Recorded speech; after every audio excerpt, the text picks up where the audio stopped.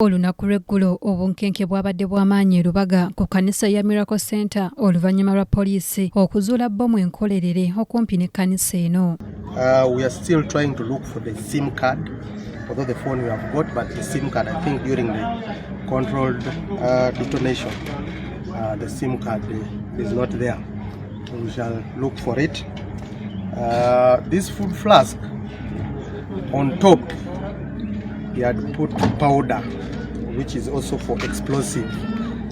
Okusinziira ku mwogezi wa poliisi Fred Enanga baasobodde okukwata omusajja Kintu Abdurrahman ow'emyaka 28 era nga waliwo ne banne abalala abagambibwa okuba mu kabinja k'abatujju. Poliisi beekyanoonya.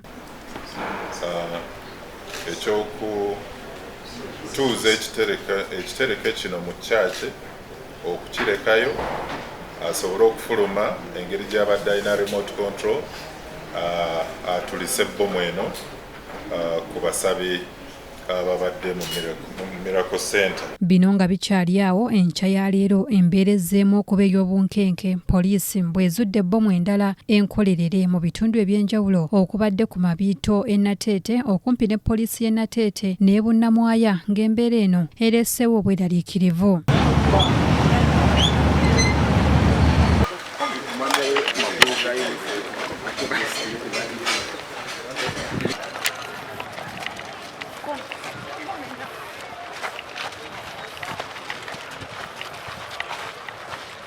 Peace yatandika bizinesi eno eya loogi kakati bano ababadde bazze okusulamu be bazze ne bbomu eno mu kitundu kyennyini ekinganga kisimanyi bbomu befaana naye kyendabye mu nju kyefaananyiza bbomu nganza okusinza ne waya engeri gye baziwayalinga mmyufu ziyise mu nsawo ate bazitadde ku kamapeesa akasimu.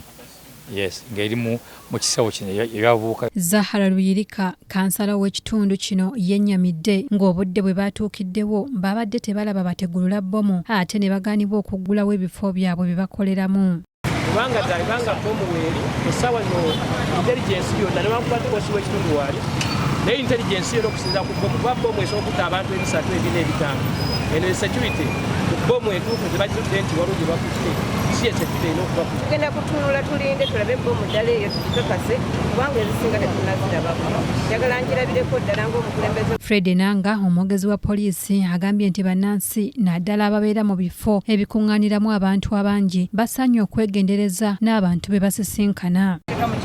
Naye nga bo balina tageti yaabwe ey'okwongera okukwata abantu abamu kubuukaire. Kakasa bulungi nti mweyongere okwekuuma abantu emikwano egimujja mu bulamu bwammwe emipya mugyesonyiwe kubanga ebigendererwa baabwe byanjawulo. Bajja kukwata bakutwale bakusibe obulamu bwate bubeere. Ono agambye nti ne mu bbendo b'enderi y'e Buddu yakutte omuvubuka Nsamba Gerard omugoba wa bodaboda mu kitundu ekya Kirimera Cell ng'ono aliko kye yabannyonnyodde.